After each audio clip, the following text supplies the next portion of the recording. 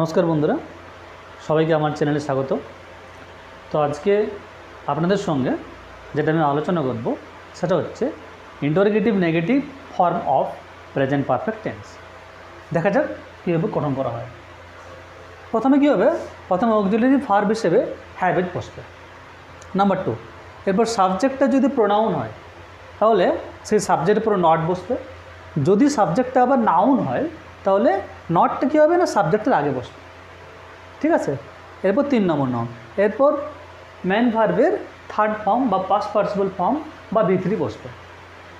এরপর হচ্ছে কি, এরপর অবজেক্ট বসবে। নেক্সট 5 নম্বর নিয়ম হচ্ছে এরপর আদার কমপ্লিমেন্ট বা রেস্ট অফ দ্য সেন্টেন্স বসবে। এরপর হচ্ছে লাস্ট যে নিয়মটা সেটা হচ্ছে কোয়েশ্চেন মার্ক বসবে, মানে জিজ্ঞাসা চিহ্ন বসবে। এইভাবে আমরা ইন্টারোগেটিভ নেগেটিভ ফর্ম করতে পারবো প্রেজেন্ট পারফেক্ট টেন্সে। তাহলে বন্ধুরা কতগুলো এক্সাম্পল নেওয়া যাক। দেখুন, প্রথম হচ্ছে আমি কি তোমাকে ডাকিনি। তো আমিটা হচ্ছে ফার্স্ট পারসন সিঙ্গুলার নাম্বার। তাহলে আমরা জানি যে ফার্স্ট পারসন সিঙ্গুলার নাম্বার ক্ষেত্রে আমাদের অক্সিলারি ভার্ব হিসেবে হ্যাভ বসে। দেখুন এখানে হ্যাভ বসেছে, হ্যাভ। এরপর হচ্ছে সাবজেক্ট, এই সাবজেক্ট হচ্ছে আমি। তা আমিটা যেহেতু হচ্ছে প্রোনাউন, সেই জন্য দেখুন নটটা এই আয়ের পরে বসেছে, যেটা নিয়মে আছে যে সাবজেক্টটা যদি প্রোনাউন হয় তাহলে কী হবে, নটটা সাবজেক্টে পরে বসবে। এখানে দেখুন সাবজেক্ট হচ্ছে আই এবং আইটা প্রোনাউন, তার জন্য নটটা তার পরে বসেছে। এরপর 3 নম্বর নিয়ম কী হবে না, ভার্বের থার্ড ফর্ম বসবে। এখানে ডাকা হচ্ছে ভার্ব, আমার ডাকার ইংরেজি কল, কলের ভিতরে হচ্ছে কল্ড হয়েছে। এরপর অবজেক্ট, তো আমি কাকে ডাকি না, তোমাকে ইংরেজি ইউ, দেখুন ইউ বসেছে। এবার 5 নম্বর মানে আদার কমপ্লিমেন্ট নেই, সেই জন্য সরাসরি 6 নম্বর নিয়ম এসেছে question mark. Next example number 2, তুমি কি আজ ভাত খাওনি।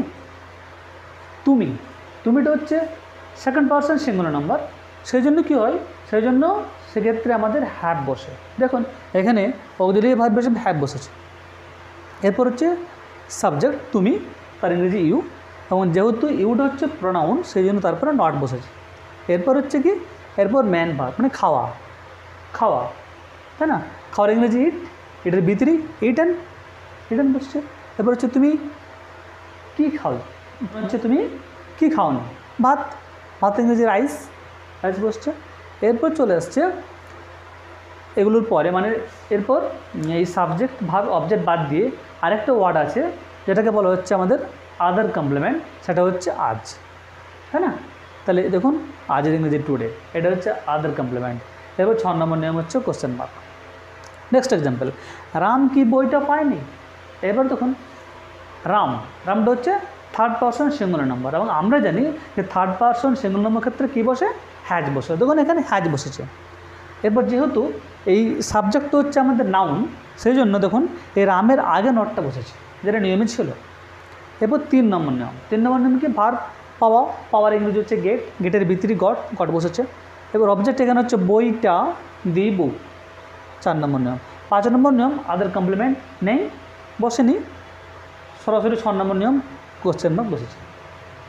এইভাবে আমরা যদি ইন্টারোগেটিভ নেগেটিভ ফর্মের নিয়মগুলো ফলো করি তাহলে আমরা কিন্তু করতে পারবো প্রেজেন্ট পারফেক্ট টেন্সের ইন্টারোগেটিভ নেগেটিভ ফর্ম। যদি ভিডিওগুলো আপনাদের ভালো লাগে তাহলে আপনারা লাইক, কমেন্ট, শেয়ার অবশ্যই করবেন।